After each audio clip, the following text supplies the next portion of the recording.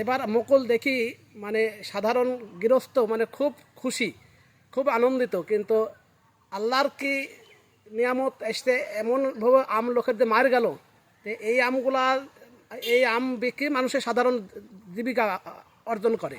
কিন্তু এবার যে এই আমের যে মার গেল, তাতে মনে হয় জনগণের এবার মানে খুব একটা ভালো হবে না। আর 20 টাকা আর 20 টাকা তো উঠবেই না, মানে যে যে মানুষ যা খরচ করেছে তাতে 20 টাকা ওঠার কোনো সম্ভাবনা নাই।